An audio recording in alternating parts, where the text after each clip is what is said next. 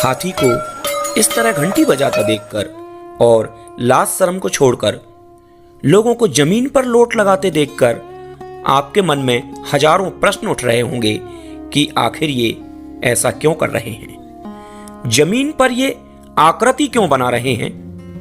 ये सब देखकर आपको लग रहा होगा हम कहां आ गए। हम हैं श्री कृष्ण के गांव गोकुल के रमण रेती आश्रम में, जो मथुरा के निकट है। ये यहाँ का सबसे फेमस आश्रम है। दूर दूर से लोग यहाँ सब कुछ देखने आते हैं। यहाँ पर है एक सुंदर सरोवर, जहाँ पर श्रद्धालु स्नान करते हैं और बीमारियों से मुक्ति पाते हैं। यहाँ पर है एक बहुत ही अच्छा पार्क, बहुत सुंदर सुंदर कलाकृतियां, जहाँ लोग फोटो सेशन करते हैं। यहाँ होता है निःशुल्क प्रसाद वितरण। बहुत ही मनोरम स्थान पर बैठकर लोग भोजन करते हैं। आप हजारों की संख्या में काले हिरण देख पाएंगे। यहाँ के मंदिर में विराजमान राधा कृष्ण की अष्टधातु की मूर्ति और साथ ही एक बहुत बड़ा रासलीला प्रांगण, जहाँ रात्रि में आप रासलीला देख पाएंगे। रमण आश्रम में आपको बहुत कुछ देखना है। हम संपूर्ण रमण आश्रम का भ्रमण करने वाले हैं और हर जानकारी आपको मिलने वाली है।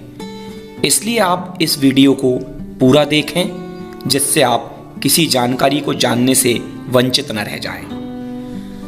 चलिए साथियों, आज का वीडियो शुरू करते हैं। मथुरा से 15 किलोमीटर दूरी पर स्थित रमण रेती आश्रम में आप ऑटो से या निजी साधन से जा सकते हैं। जैसे ही आप रमण रेती पहुंचते हैं, रमण रेती आश्रम के प्रवेश द्वार के ठीक सामने है हिरण पार्क, जहां आपको हिरणों के झुंड घूमते हुए दिखाई दे जाएंगे। वाले हैं रमण रेती आश्रम में।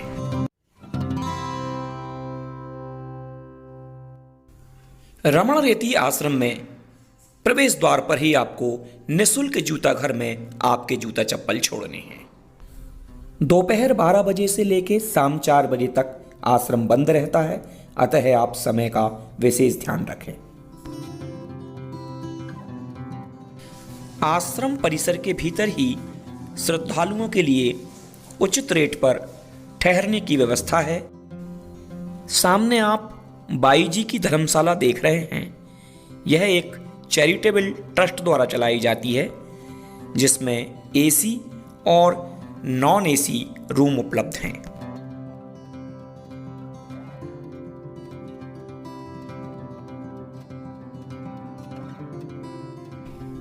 परिसर के भीतर ही ठंडे पानी की जल सेवा और शौचालय की सुविधा उपलब्ध है, जो कि पूर्णतः निःशुल्क है। पुरानी गोकुल और यमुना के किनारे स्थित इस आश्रम के चारों ओर चमकीली रेत है। यहाँ पर लोग बच्चे बन जाते हैं, रेत पर लोटपोट होते हैं, तरह तरह के बच्चों जैसे खेल खेलते हैं। कहते हैं कि इस रेत में लोटपोट होने से, घुटनों के बल चलने से घुटनों के और कमर के दर्द ठीक हो जाते हैं। समस्त बीमारियां इस रेत में लोटपोट होने से ठीक होती हैं। भगवान श्री कृष्ण का और इस रेत का बहुत गहरा नाता है। भगवान श्री कृष्ण यहीं पर जब गाय चराने आते थे, तो इस रेत में अपने ग्वाल वालों के साथ में लोटपोट हो जाते थे। इस रेत पर भगवान के चरण पड़े हैं। कहते हैं अगर इस रेत पर घर बनाया जाए तो आपके घर बनाने की मनोकामना बहुत जल्द पूरी होती है। कुछ लोग कहते हैं कि अगर इस रेत पर घर बनाया जाए तो वो घर स्वर्ग में अपने पूर्वजों को प्राप्त होता है। इस घर बनाने की भी अपनी एक विधि है।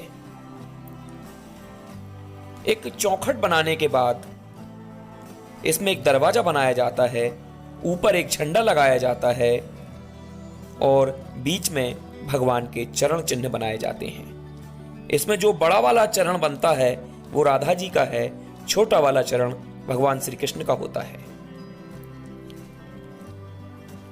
और अंत में बलदाऊ जी की जय बोल के कहा जाता है। थोड़ी सी खा, थोड़ी सी यहाँ यहाँ यहाँ यहाँ सर पे।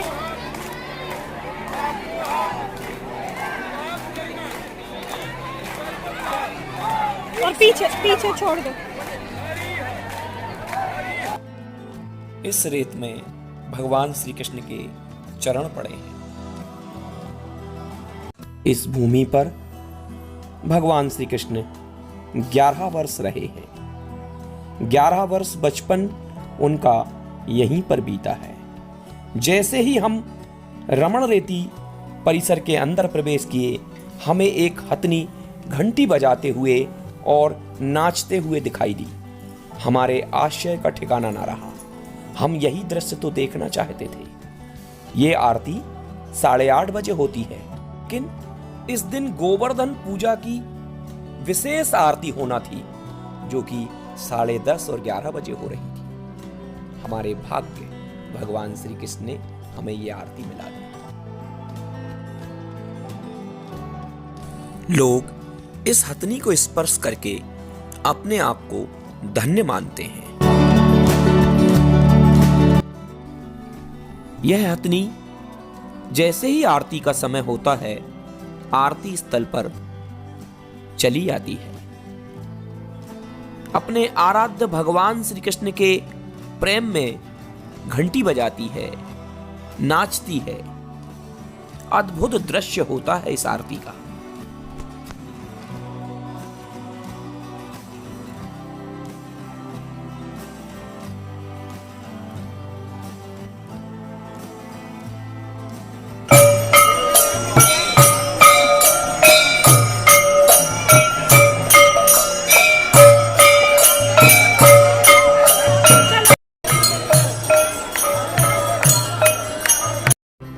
हजारों एकड़ में फैले इस आश्रम में बहुत से मंदिर हैं। अब ये हथनी मुख्य मंदिर के सामने जा रही है। मुख्य मंदिर के प्रवेश द्वार पर आप जब जाएंगे तो देखेंगे 2 अद्भुत हाथियों की मूर्तियां। सफेद कलर की ये मूर्तियां आपको आकर्षित करेंगी। जैसे ये हाथी अभी बोल पड़ेंगे, जिस प्रकार ये हथनी सूल उठा रही है, उसी प्रकार ये दोनों मूर्तियां भी सूल उठाए हुए हैं। यहीं पर भगवान श्री कृष्ण के परम भक्त रसखान जी की समाधि भी यहीं पर है।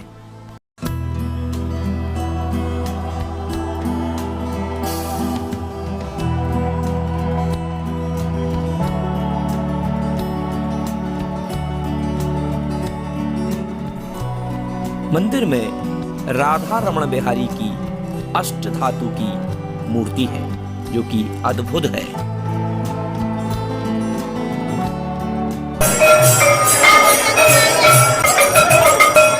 बिहारी की जय।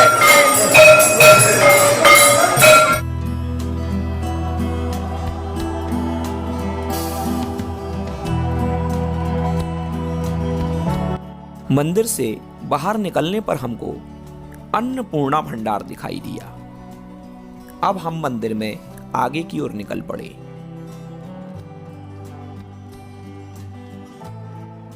हमने दीवारों पर अद्भुत कलाकारी देखी, ऐसी चित्रकला जो आपका मन मोह ले।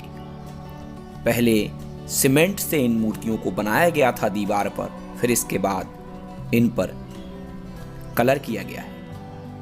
सभी प्रकार की लीलाएं आपको इस मंदिर की दीवारों पर देखने को मिलेंगी।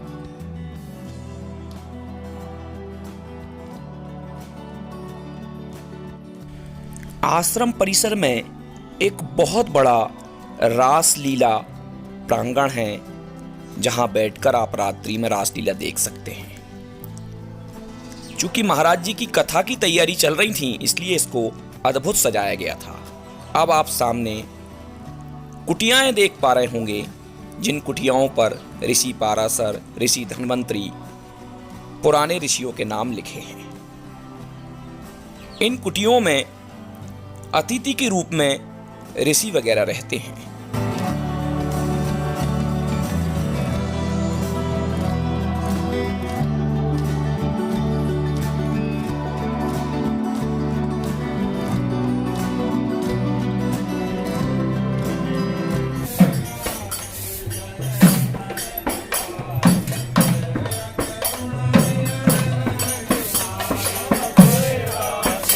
जय रमण बिहारी।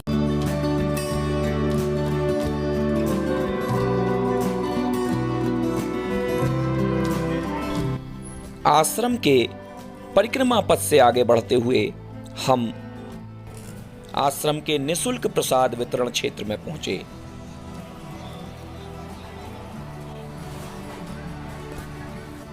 चूंकि ऋषि परंपरा में भोजन को प्रसाद कहा जाता है, तो यह प्रसाद भी इन्हीं कुटियों में बैठकर खाया जाता है। आप देखिए, घास फूस से बनी हुई ये कुटियाएं बहुत ही सुंदर और अद्भुत। यहाँ पर भोजन का आनंद यानी प्रसाद का आनंद अद्भुत होता होगा। बहुत ही स्वादिष्ट भोजन होता है यहाँ पर। पीछे आपको थालियां दिखाई दे रही होंगी। इन्हीं थालियों में श्रद्धालु भोजन करते हैं। चूंकि इस दिन गोवर्धन पूजा थी और इस दिन शाम को 4 बजे ये प्रसाद वितरण होने वाला था।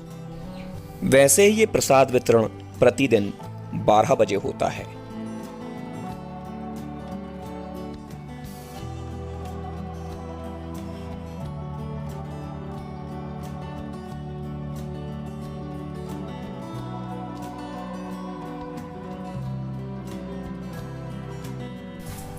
अब हम आपको लेके चलते हैं रमण सरोवर की ओर।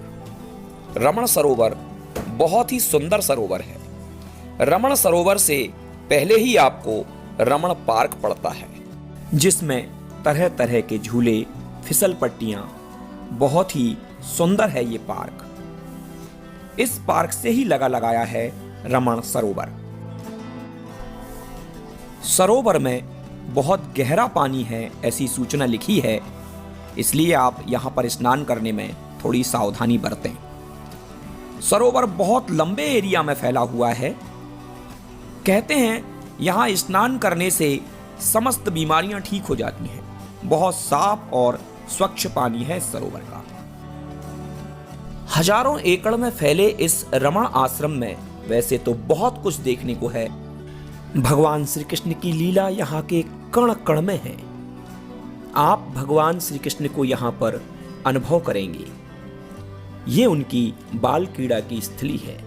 जैसा कि मैंने पहले ही कह दिया, यहाँ पर 11 वर्ष गुजारे हैं प्रभु ने। रमण सरोवर के बाद आप यहाँ पर स्थित रमण परिक्रमा मार्ग है पूरा, इस आश्रम के चारों ओर उसकी परिक्रमा कर सकते हैं।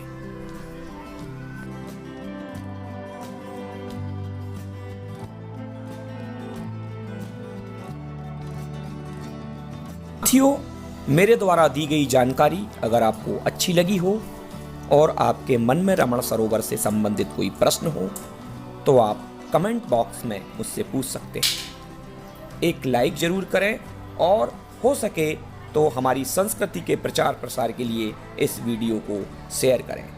बोलिए जय श्री राधा रमण बिहारी।